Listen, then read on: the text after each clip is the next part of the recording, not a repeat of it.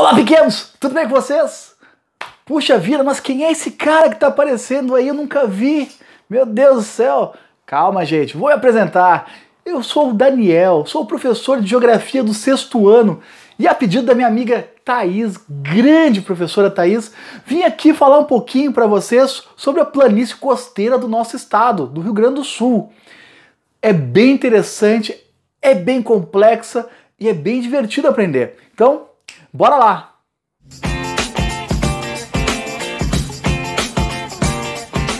Geografia do 6º ano e a pedido da minha amiga...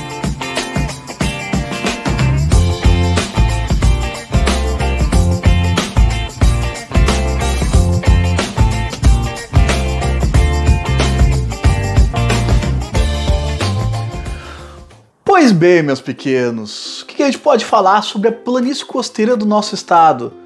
Bom, a gente tem que falar, não pode deixar de maneira alguma de comentar que a nossa planície costeira, ela vai da desembocadura lá do rio Mampituba, ou seja, da divisa com o Rio Grande do Sul e com Santa Catarina, até lá a foz do rio Chuí, lá no extremo sul do estado.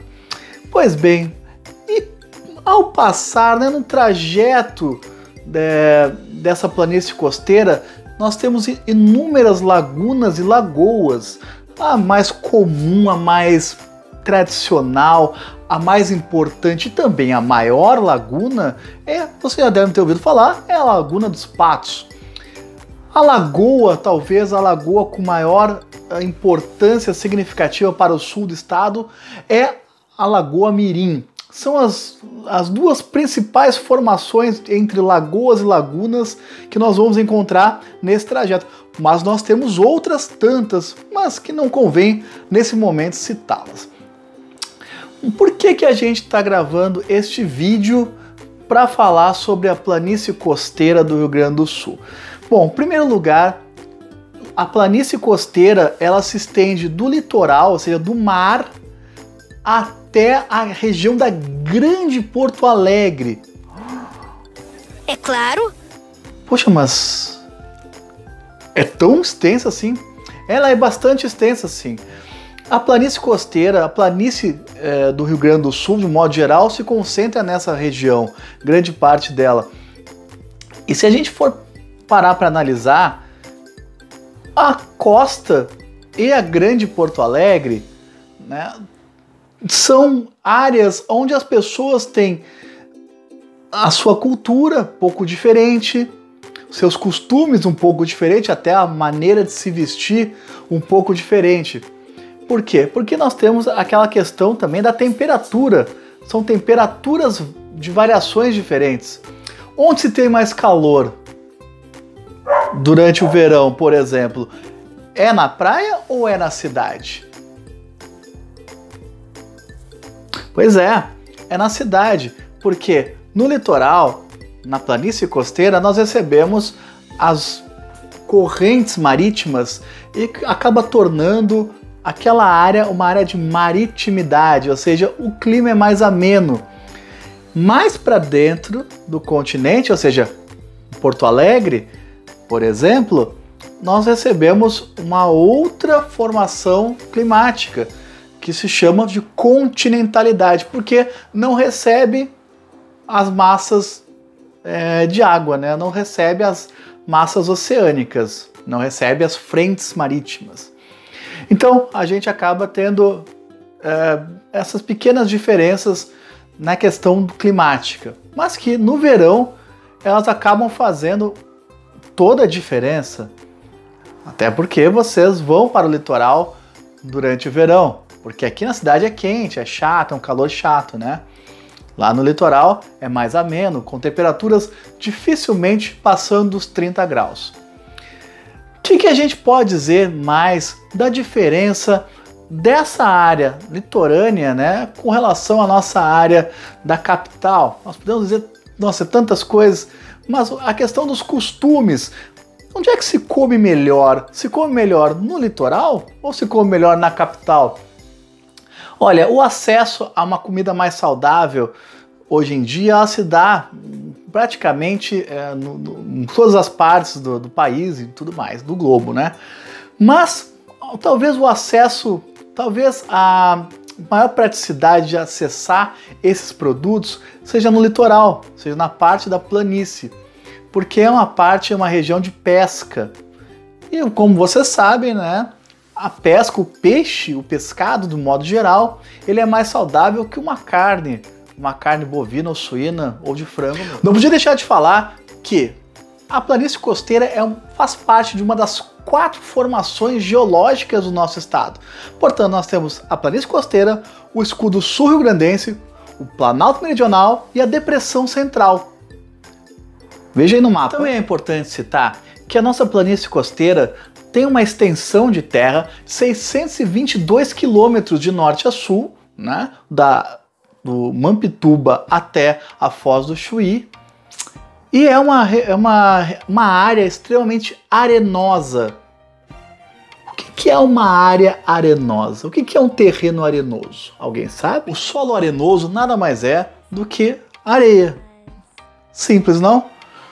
Ela é praticamente toda a faixa litorânea composta por areia. Para o norte e nordeste, nós também encontramos argila. Mas você se lembra porque anteriormente eu falei lagunas? Você tem alguma ideia do que vem a ser uma laguna? É simples. Parece uma lagoa, né? Só que as suas águas escoam diretamente para o mar.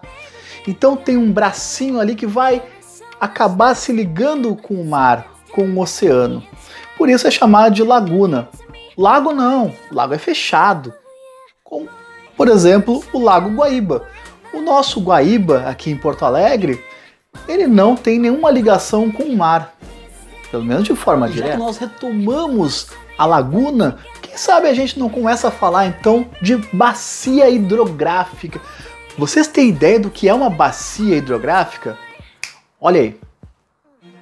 Bacia hidrográfica é formada por um rio principal e seus afluentes, ou seja, rios menores que desembocam suas águas nele.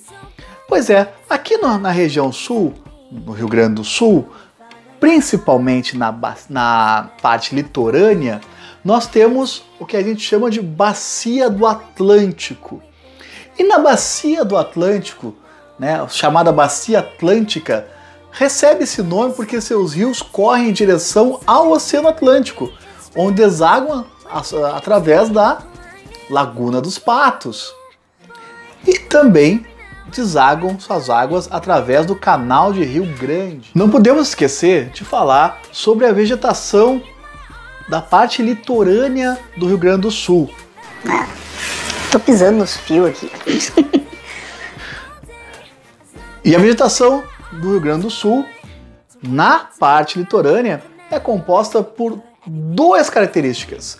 Primeira, chamada de Mata Atlântica, que ela na verdade não é específica nossa aqui, ela vai de norte a sul, já foi bem maior, já foi bem mais extensa, bem mais volumosa.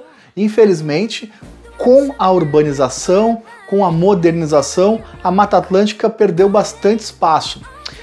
Já a vegetação litorânea, que é a segunda vegetação, ela é muito característica porque ela é bastante úmida aqui na região sul e ela também conta com bastante areia. Bom, professor Daniel, e o que a gente pode falar sobre o clima da região litorânea? Bom, meus amigos e minhas amigas, o clima da vegetação litorânea ele é basicamente composto pelas mesmas características do clima que nós temos em Porto Alegre. Ele é um clima subtropical, ou seja, está abaixo do trópico de Capricórnio.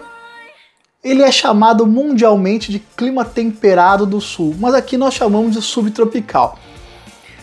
E qual é a característica? Ele é úmido. Ele é um clima bastante úmido, principalmente na região litorânea. Ele é um clima onde nós, como eu tinha falado no começo do vídeo, nós no verão vamos sentir a temperatura mais amena, uma temperatura não tão alta, tão agressiva como é aqui na cidade de Porto Alegre. Por quê? Porque, em primeiro lugar, nós recebemos muita influência das correntes marítimas, principalmente da corrente do Atlântico, não é? Porém, nós recebemos também a influência da corrente do polar, né? Do Polo Sul, corrente da Antártida.